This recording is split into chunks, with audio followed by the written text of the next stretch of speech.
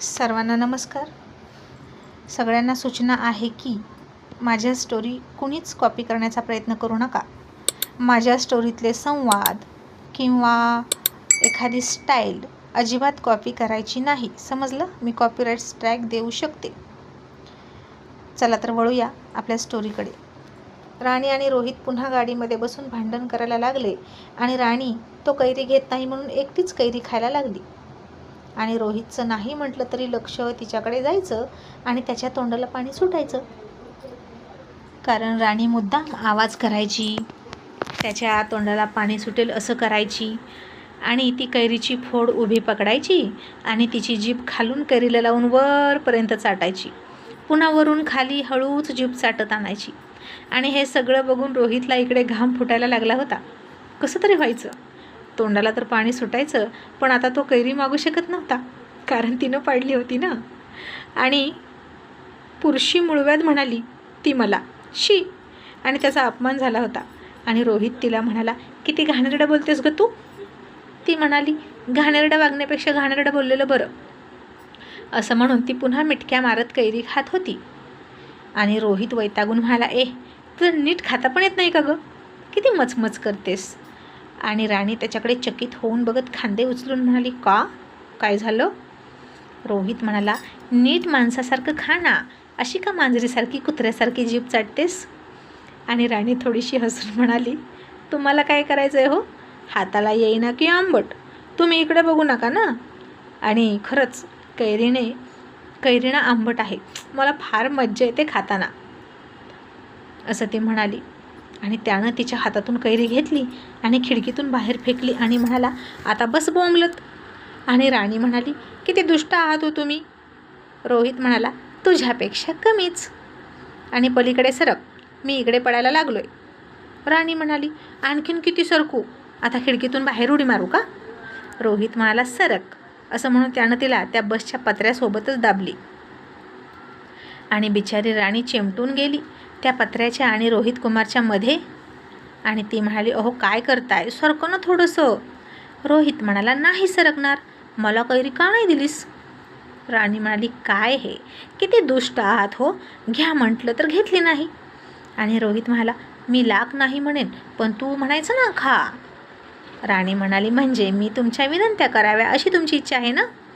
आणि रोहित म्हणाला, हो, मी नवरा आहे तुझा. आणि राणी म्हणाली, मग रात्री दूध प्या म्हणून विनंती केली तर का नाही पिला. आणि नवरा आहे ना, मग ठीक आहे. असं म्हणून तिनं आता त्याच्या मांडीवर हातच ठेवला आणि त्याचा एक हात उचलला, तिच्या कमरेमध्ये पाठीमागून घातला आणि त्याच्या छातीवर डोकं टेकवलं. आणि लाडातच आली आणि म्हणाली, रोहित, काय हे, इतकं चिडतात का, माझं काही चुकलं का. पण तरीही तुम्हाला असं वाटत असेल की मी चुकले तर सॉरी. आणि आता त्यालाही थोडं हसायला आलं आणि म्हणाला, तू मगाशी असं का म्हणालीस. राणी म्हणाली, कसं. रोहित म्हणाला की सर, मला दुसऱ्याचं हिसकावून घ्यायची सवय आहे. म्हणजे मी तुला मनोजपासून हिसकावून घेतली असं म्हणायचं होतं का तुला.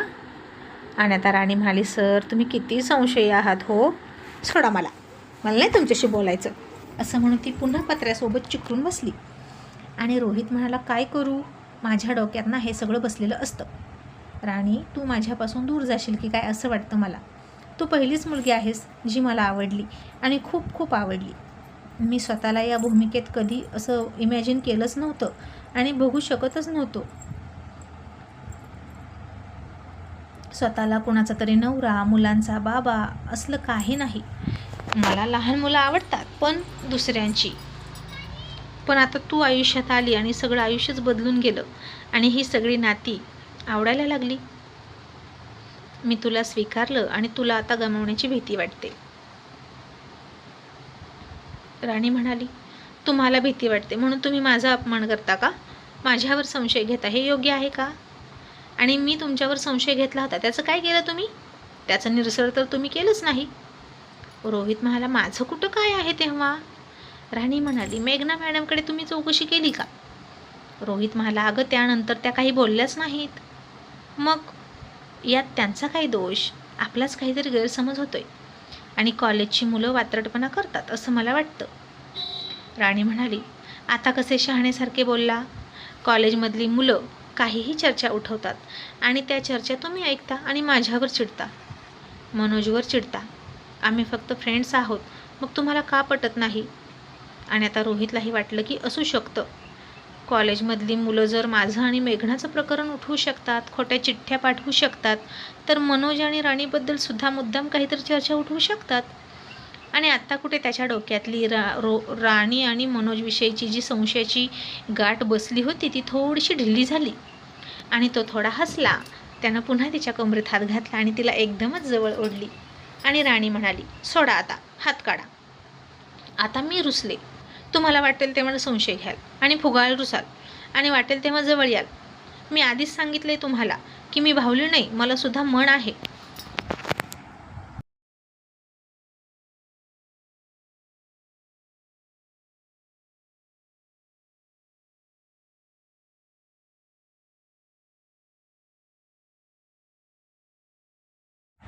आणि पुन्हा रोहितनं खटाळपणा करत तिच्या ड्रेसमधून पुढे ढोकावलं आणि तिची ब्रा बघायला लागला.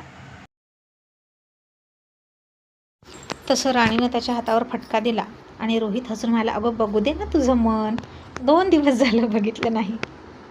आणि बाई गं, राणी लाजून सूर झाली आणि म्हणाली, आता 8 दिवस दाखवणार नाही. रोहित मला, बरं मग मी तुला जपानला घेऊन जाणार नाही. तशी राणी लगेच चिडली आणि म्हणाली, सर त्या गोष्टीचा आणि या गोष्टीचा काहीही संबंध नाही, समजलं? आणि तुम्ही नाही घेऊन गेला ना तर मी जाणार, एकटी पण जाणार. रोहित मला, खरंच एकटी जाशील? मी नाही तुझ्यासोबत आलं तर तुला फरक पडणार नाही का? राणी म्हणाली, कशाला फरक पडेल? मला माझं करिअर महत्त्वाचं आहे. तुम्ही सपोर्ट केला तर ठीकच आहे, नाहीतर मी कोणाच्याही सपोर्टशिवाय जाणार म्हणजे जाणार. शेवटी सर, मी तुमच्याशी लग्न करिअरसाठीच केलं आहे एवढं लक्षात ठेवा. आणि तुम्हीसुद्धा मला प्रॉमिस केलं होतं की मला हवं तितकं शिकू द्या, माझ्या करिअरच्या आड तुम्ही येणार नाही, असं राणी स्पष्ट बोलली. आणि आता रोहितही शांत झाला. मग सगळे बसमधून छान प्रवास करत होते. राहुलच्या कानाला फोन होता, त्याचं सतत काम सुरू होतं. आणि आता रोहित आणि रोशनचं सुद्धा तसंच सुरू झालं होतं. आणि एकदा उद्योगात पडलं, काम मागे लावून घेतलं की सुटका नसतेच. तरी नशीब तिघांनीसुद्धा पिकनिकसाठी वेळ काढला होता. आणि सपना राहुलच्या हातातून मोबाईल घेत म्हणाली, राहुल थोडासा एन्जॉय करा ना, स्वतःसाठी पण जगा. अहो आजूबाजूला बघा, किती छान निसर्ग आहे.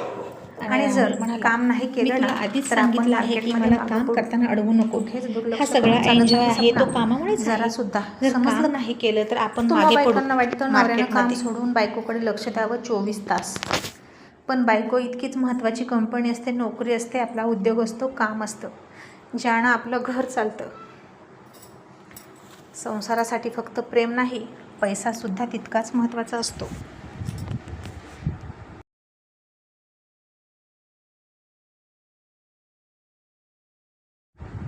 आणि बाहेर किती स्पर्धा आहे माहीत आहे का तुला? अगं सतत अपडेट राहावं लागतं आणि आपल्या प्रोडक्टमध्ये इनोव्हेशन करावं लागतं. आणि आता मी आहे ना तुझ्यासोबत, मग तुझी काय अडचण आहे गं? आणि सपना तोंड वाकडं करत म्हणाली, आहात सोबत पण फक्त शरीरानं, मनाने मात्र तिकडंच आहात. आणि राहुल हसून थोडा खट्याळपणा करत म्हणाला, मग बास की, बॉडीच तर महत्त्वाची असते. आणि तो हसायला लागला आणि सपनासुद्धा हसायला लागली. आणि जानकी म्हणाली, रोशन अरे कुठे घेऊन निघालास तू आम्हाला? कधी पोहोचणार आपण? रोशन म्हणाला, झालं गाई, फक्त 2 किलोमीटर राहिलं आहे. आणि आता त्यांची गाडी एका रिसॉर्टमध्ये आली. समोर निळ्या पाण्याचं स्विमिंग पूल होता, लॉन होतं, बाग होती. आणि बसमधूनच तो परिसर बघून सगळे हरकून गेले. आणि खाली उतरल्यावर सुद्धा 3ही सूर्यवंशी पुत्रांचा फोन सुरू. आणि सोनम म्हणाले, इकडे पिकनिकला येऊनही काहीच उपयोग नाही. काय हे नवरे, आपल्यापेक्षा जास्त कामावर प्रेम यांचं. राणी म्हणाली, आपण एक काम करूया का, यांच्या हातातून मोबाईल खेचून घेऊया. सोनम म्हणाली, पण मांजराच्या गळ्यात घंटा कुणी बांधायची? सगळ्या हसत होत्या. आणि दुपार झाली, सगळे आपल्या आपल्या खोलीत गेले. आणि राणी एका रूममध्ये गेली आणि रोहित तिच्या पाठीमागं गेला. आणि राणी त्याला बघून म्हणाली, तुम्ही इथेच आलात का माझ्या मागे रूममध्ये? रोहित म्हणाला, तुझ्या म्हणजे? राणी म्हणाली, मला वाटलं दुसरीकडे जाल. चिडले ना कोणीतरी माझ्यावर? घरातून निघताना तर एकत्र नाही आलो आपण, मग इथे सुद्धा माझ्यापासून दूर राहाल असं मला वाटलं. रोहित रागात म्हणाला, ठीक आहे, राहा तू इथे, निघालो मी, असं म्हणून रोहित दुसऱ्या रूममध्ये गेला आणि अख्खीच्या अख्खी बॅगच घेऊन गेला. राणी म्हणाली, अहो त्याच्यामध्ये माझे कपडे पण आहेत, मला कपडे द्या. रोहित मला नाही माहीत, असं म्हणून दुसऱ्या खोलीत गेला बॅग घेऊन आणि दरवाजा लावून घेतला. राणी वैतागली आणि पुन्हा रूममध्ये येऊन बसले आणि म्हणाली, शी, आता काय करू मी यांचं. मग आता सगळेच थोडासा आराम करत होते आणि त्यानंतर रोशनने सगळ्यांच्या रूम वाजवल्या आणि म्हणाला, चला बाहेर पडा, आपण स्विमिंग करूया जेवणाच्या आधी. मग बऱ्याच वेळानं राणी बाहेर आली तर सगळे स्विमिंग करत होते. मल्हारराव, जानकी बाजूला बसले होते बाकड्यावर. सपना आणि सोनमही आली, त्याही स्विमिंग करायला गेला कारण त्यांचे नवरे त्यांना घेऊन गेले होते. रोहित अजूनही रूममध्येच होता. जानकी म्हणाली, राणी अगं रोहित कुठे आहे. राणी म्हणाली, असतील की रूममध्ये. जानकी म्हणाली, म्हणजे तुम्ही एका रूममध्ये पण नाही का. राणी आता गप्प बसली आणि मल्हारराव म्हणाले, या मुलाचं काय चाललंय कुणास ठाऊक. पण आता आगाऊ राणीनं असं नाही सांगितलं की मीच त्यांना दुसऱ्या रूममध्ये जा म्हणाले. पण मी तर मुद्दाम म्हणाले, मग त्याने लगेच कशाला जायचं असं तिला वाटलं. आणि राणी तो केव्हा बाहेर येईल याची वाट बघत होती. मग थोड्याच वेळात तो सुद्धा आला आणि तो स्विमिंग पूलच्या डाव्या बाजूला होता, राणी उजव्या बाजूला होती. आणि रोशन हसून म्हणाला, रोहित दादा, राणी वहिनीला घे आणि तू पण ये पाण्यात. आणि रोशननं गाणं लावलं, आज ब्लू हे पाणी पाणी पाणी पाणी पाणी पाणी. आणि काय म्हणता, चौघेही आतमध्ये खूप सुंदर डान्स करत होते आणि किती खुश होत्या सोनम, सपना. राणीला सुद्धा आता बाहेरच नाचावंसं वाटत होतं त्या गाण्यावर आणि तिच्या पायांनी ठेकासुद्धा धरला होता आणि कधी एकदा तो तिला पाण्यात घेऊन जातोय असं तिला वाटलं. मग रोहितनं आता डोळ्यांना चष्मा लावला आणि कमालीचा हॉट आणि हँडसम दिसायला लागला तो. आणि तो जर आता पाण्यात उतरला ना तर बापरे, पाण्याला आग लावेल त्याच्या हॉटनेसने असं राणीला वाटलं. आणि मग तो त्या साईडला राणी होती तिकडं हळूहळू चालत आला, तेही राणीकडे बघत बघतच. आणि त्याच्या नजरेनं राणी जाग्यावर थिजून गेली. तोही आता तिला उचलून घेऊन जाईल असं वाटून ती शहारली, लाजली आणि खाली मान घालून बसली. मग रोहित हळूहळू तिच्याकडे आला, तिच्या भोवती एक दोन वेढे काढले आणि राणी खाली बघून लाजत होती. आणि तो आत्ता उचलेल की मग उचलेल असं तिला वाटत होतं. पण रोहित आता पुन्हा तिथून मस्तपैकी शिट्टी मारत त्याच्या रूममध्ये निघून गेला. आणि राणीनं त्याच्या शिट्टीचा आवाज दूर गेलेला ऐकला आणि वर बघितलं आणि तिला फार फार वाईट वाटलं त्याला गेलेला बघून. अपमान झाल्यासारखं वाटलं आणि उगीच त्याच्याकडून अपेक्षा केली म्हणून ती रुसून रूममध्ये गेली. राणीला स्विमिंग करता आलंच नाही. मग दुपारचं जेवण झालं तेव्हा रोहित तिच्यापासून मुद्दाम लांब बसला होता आणि राणीला वाटलं उगीच त्याला असं म्हणाले की रूममधून बाहेर जा. राणी, तू पण मूर्ख आहेस, तुला तरी काय गरज आहे ग त्या पिसाळलेल्या नागाच्या शेपटीवर पाय द्यायची. आता भोग आपल्याच कर्माची फळं, असं म्हणून राणी स्वतःलाच शिव्या घालत होती.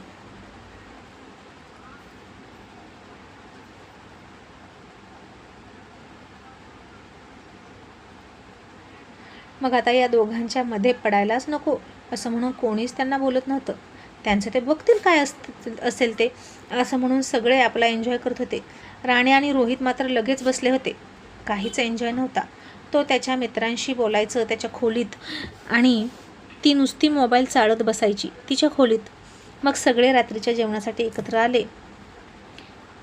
तो तिला बोलत नव्हता आणि तिने एका टिश्यू पेपरवर लिहिलं की रूममध्ये याल का, आणि त्याला टिश्यू पेपर फेकून मारला. रोहितनं ते वाचलं आणि मग त्यानंही दुसरा टिश्यू पेपर घेतला आणि त्यावर मोठा क्रॉस केला नकाराचा आणि तिला फेकून मारला. तिनंही ते वाचलं आणि निराश झाली आणि आता बराच वेळ बोलून भांडता येईना म्हणून टिश्यू पेपरचे बोळे एकमेकांना फेकून मारत होते आणि रोहित राणी भांडत होते. मग रात्रीचं जेवणही झालं. सगळेच आपल्या आपल्या रूममध्ये झोपायला गेले, तेही बायकांच्या खांद्यावर हात टाकूनच.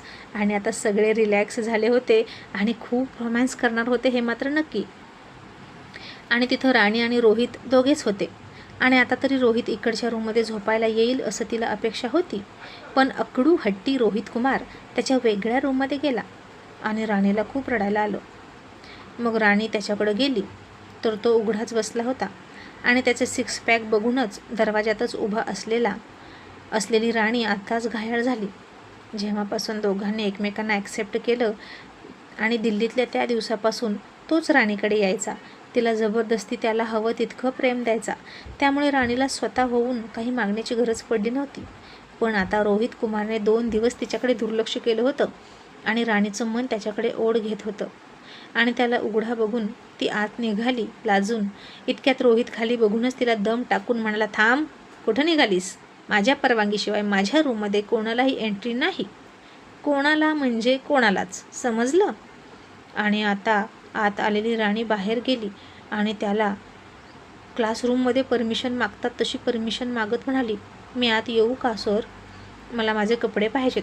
आणि रोहित पाय हलवत म्हणाला, माझ्या रूममध्ये आलीस ना, तर मग ये आणि निघ. राणी थोडीशी मूड ऑफ करत कपडे घेऊन निघाली आणि रोहित थांब म्हणेल अशी तिला अपेक्षा नव्हती, पण तो म्हणाला थांब. आणि राणीला आनंद झाला. पण रोहित म्हणाला, जाताना दरवाजा लावून घे. आणि ती पुन्हा हिरमुसली आणि त्याला म्हणाली, काय चाललंय हो तुमचं? सगळे किती एन्जॉय करतात आणि आपणच असे रुसलोय. आपण आपलं नुकसान करतोय असं वाटत नाही का हो तुम्हाला? रोहित म्हणाला, कोणामुळे नुकसान होतंय? कोण हट्ट करतंय? राणी म्हणाली, तुमच्यामुळे. रोहित म्हणाला, ए बावळट, माझ्यामुळे नाही तुझ्यामुळे. राणी म्हणाली, आता मी काय केलंय का तरी? तुम्ही कशावरूनही माझ्यावर चिडता. मलाच कळत नाही की तुम्ही का चिडता. काल कॉलेजमधून आल्यावर का चिडलात? फक्त मनोजचं नाव काढलं म्हणून का? पण तो तुम्हाला का इतकं खुपतोय ते तरी सांगा. रोहित म्हणाला, तुझ्याविषयी आणि त्याच्याविषयी खूप घाणेरड्या चर्चा आहेत सुरू कॉलेजमध्ये. त्या मला ऐकायला येतात आणि माझं डोकं फिरतं. राणी म्हणाली, पण काय खरं आहे ते तुम्हाला तरी माहीत आहे ना? तुमचा माझ्यावर विश्वासच नाही का हो? आता काय करू म्हणजे तुम्ही माझ्यावर विश्वास ठेवाल? मी त्याला पसंत करत होते. आता हे तर मी बदलू शकत नाही ना सर. भूतकाळ कोणीही बदलू शकत नाही, पण भविष्य तर सुधारू शकतो. असं म्हणून ती थोडी इमोशनल झाली.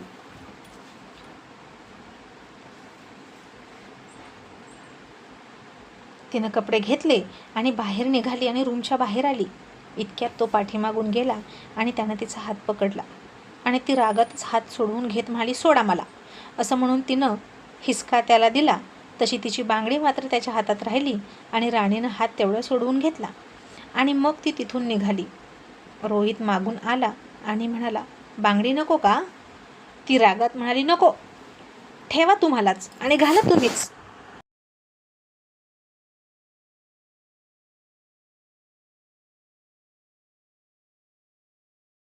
तसं त्याला राग आला आणि त्यानं तिचा हात पकडून मागे खेचला आणि म्हणाला, मला बांगड्या घालायला सांगतेस का? इतका बायकी वाटलो का ग मी तुला? आता राणीचा हात दुखत होता आणि ती रडून म्हणाली, सर सोडा, सर माझा हात दुखतोय, आई ग. आणि रोहितनं तिचा हात तसाच पकडला आणि आणखीन त्याच्याजवळ खेचली आणि त्याच्या छातीचा स्पर्श तिच्या पाठीला झाला आणि त्याच्या हॉटनेसने राणी वितळायला सुद्धा लागली आणि त्याच्या रागाच्या पाऱ्यानं सुद्धा घाबरून घाबरून पाणी झालं होतं तिचं. आणि रोहितनं ती बांगडी जी सोन्याची होती ती तिच्या चेहऱ्यासमोर पकडली, तिला दाखवली आणि या सर्किट रोहितनं खरंच स्विमिंग पूलमध्ये सोन्याची बांगडी फेकून दिली आणि तिच्या हातातून सगळे तिचे कपडे घेतले आणि तेही स्विमिंग पूलमध्ये फेकून दिले आणि सगळ्यालाच जलसमाधी दिली आणि तिलाही सोडलं. आणि राणी म्हणाली, आई ग, आता आई ओरडतील ना, सोन्याची बांगडी कोण फेकेल का? तुम्हाला ना काय करावं मला कळतच नाही. आणि रोहित तिला भीती घालत म्हणाला, मग आता काढती बांगडी पाण्यातून, नाहीतर आई रागवेल बरं का. तिला आवडत नाही असा अपमान केलेला तिच्या घराण्याच्या परंपरेचा, रीतीचा. आणि नाहीतर मग मी आईला आणखीन सांगेन कॉलेजमधलं. राणी आता घाबरली आणि हात लांबवून त्या स्विमिंग पूलमध्ये वाकून ती बांगडी काढत होती. आणि इतक्यात रोहितसुद्धा तिथं आला आणि तिच्याच शेजारी पाठीमागं चौढ्यावर बसला. तो उघडाच होता पॅन्टवर आणि स्विमिंग पूलवरून येणारा थंड वारा त्याच्या अंगाला झोंबत होता. राणीचे केसही वाऱ्यावर भूर भूर उडत होते आणि तिच्याकडे बघता बघता रोहितचा मूड बदलला आणि ती स्विमिंग पूलमध्ये वाकून बांगडी घेत असतानाच त्यानं तिचा हात पकडला आणि हसूनच त्यानं तिला स्विमिंग पूलमध्ये धक्का दिला, तेही रात्रीच्या 10 वाजता. आणि स्वतःसुद्धा पूलमध्ये उतरला. त्या धक्क्यानं भांबावलेली राणी गोंधळली होती आणि त्यानं तिच्या कमरेत हात घालून तिला खूप जवळ ओढून घेतली. तिचे भिजलेले केस मागे सरकवले आणि स्विमिंग पूलमध्येच तिला किस केला. आणि लहान मुलीला समजवावं तसं समजावत म्हणाला, नाराज होतीस ना, सगळ्यांनी स्विमिंग केलं आणि तुला करायला मिळालं नाही म्हणून? पण सगळ्यांनी गाणं लावून डान्स तर केला, पण हे असं स्विमिंग पूलमध्ये किसिंग कुणीच केलं नाही. आणि जे आता आपण करतोय आणि जे इतरांच्या नशिबात नाही ना राणी, ते तुझ्या नशिबात आहे. आणि आता त्याच्या त्या पाण्यातल्या चुंबनानं राणी शहारून गेली आणि म्हणाली, मी कुठं नाही म्हटले, पण तुम्हीच भांडता. आपण उद्या जाणार, मग असंच भांडून जायचं आहे का? रोहित म्हणाला, अजिबात नाही. राणी म्हणाली, मग तुम्ही वेगळ्या रूममध्ये का आला? मी मनापासून जा म्हणाले नव्हते. रोहित म्हणाला, असंच. आणि आता तू माझ्या रूममध्ये यायचं आणि त्या रूमला आपली रूम बनवायचं. असं म्हणून त्यानं ओंझळभर पाणी घेतलं आणि तिच्या खांद्यावर टाकलं आणि तिनंही त्याच्या भारदस्त उघड्या विस्तीर्ण छातीवर तिचा हात फिरवला आणि तिच्या अंगातून रोमांचकारी कळ निघली आणि त्या स्विमिंग पूलच्या पाण्यातच लाजून ती पाणी झाली. आणि मग आता 2 दिवसाचा विरह होता. त्याला सहन होत नव्हता. त्यानं तिला अलगद फुलासारखी उचलली आणि रूममध्ये गेला. तिचे भिजलेले सगळे कपडे फॅनखाली सुकवायला टाकले. ओले कपडेसुद्धा काढून फेकले. टॉवेल घेऊन तिचे केस स्वतःच पुसायला लागला. मग राणीला विवस्त्र अवस्थेत तो ब्लँकेटमध्ये घेऊन झोपला आणि मग राणी आय लव्ह यू असा जप करतच त्यानं तिच्यावर प्रेमाचा वर्षाव केला. आणि तीही एखाद्या झाडाला एखादी वेल लपेटून त्याच्या आधारानं वाढते तशी त्याच्या भक्कम पिळदार शरीरयष्टी असलेल्या देहाला तीही चिकटली आणि निर्धास्त होऊन झोपली. आणि आता बराच वेळ झाला. दोघेही शांत झोपले होते आणि राणी त्याच्या मिठीतच होती. तो राणीसोबत मिलन करून झोपला होता. तरीही उगीचच त्याला राणी मनोजच्या मिठीत आहे असंच स्वप्न पडलं आणि रोहित घाबरून उठला. आणि म्हणतात ना, मणी वसे ते स्वप्नी दिसे, तसंच त्याचं काहीसं झालं होतं आणि त्यानं राणीभोवतीची मिठी आणखीन आवळली.